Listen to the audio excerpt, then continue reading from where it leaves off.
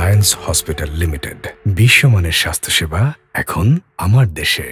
আসসালামু আলাইকুম। আমি doctor Shahidul Islam Shahin, vascular and endovascular surgeon.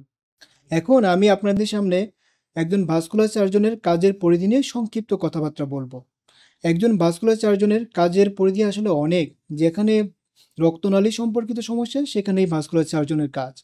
যেমন পায়ের আঁকাবাঁকা বা ভেরিকোজ ভেইন, এই রোগের চিকিৎসা শুধুমাত্র ফোঁটা করে কাটা সেরা ছাড়া লেজার বা আরএফএ বা গ্লু দিয়ে করা হয়। অনেক সময় ওষুধ বা মোজা দিয়ে এই রোগ নিয়ন্ত্রণ করা সম্ভব। কিডনি রোগের ডায়ালাইসিসের জন্য ফিস্টুলা, যা কিডনি রোগীর জন্য একটা অত্যন্ত অপরিহার্য কাজ। এই কাজ আমরা নিয়মিতই করি। এমনকি ফিস্টুলা বন্ধ হয়ে গেলে ফোঁটা করে কাটা ছেঁড়া ছাড়া বেলুনের মাধ্যমে পুনরায় ওই ফিস্টুলা আবার চালু করা সম্ভব। রক্তনালীর ব্লক হলে সাধারণত পায়ে বা হাতে ব্যথা হয়, গ্যাংগ্রিন বা ঘা হতে পারে।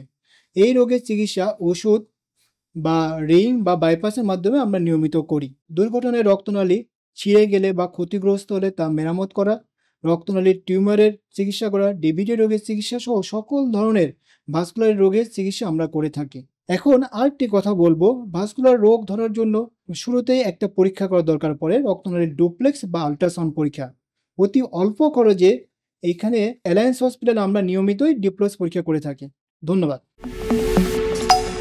অ্যালায়েন্স হসপিটাল লিমিটেড, বিশ্বমানের স্বাস্থ্যসেবা এখন আমার দেশে।